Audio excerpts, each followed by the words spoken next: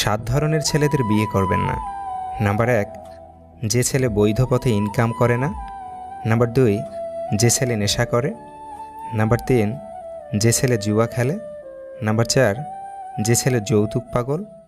Number 5, যে ছেলে বড়দের সম্মান করে না এবং ছোটদের স্নেহ করে না। নাম্বার 6, অলস ও দায়িত্বহীন ছেলে। নাম্বার 7, উগ্র মেজাজের ছেলে, অর্থাৎ যে ছেলের মাঝে বিনয়, নম্রতা এবং ভদ্রতা নেই।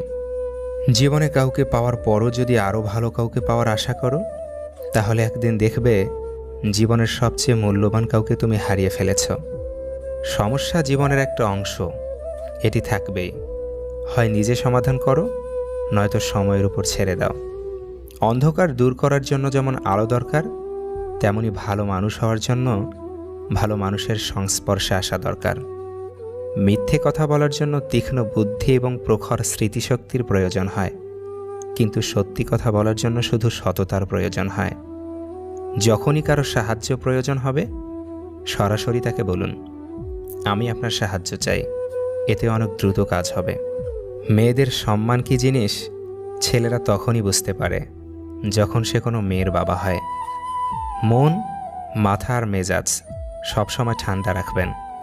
মনে রাখবেন, লোহা কিন্তু ঠান্ডা অবস্থাতেই মজবুত থাকে।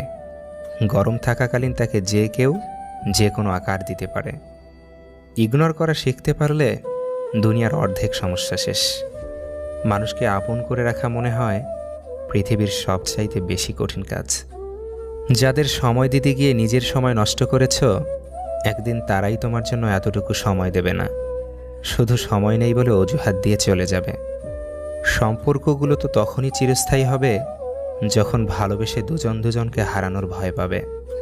কিছু মানুষ চলে যাচ্ছে, এটি আপনার গল্পের শেষ নয়, এটি আপনার গল্পে তাদের অংশের সমাপ্তি। ভুল করতে সময় লাগে না, কিন্তু সেই ভুল শোধরাতে অনেক সময় সারা জীবনও কম পড়ে যায়।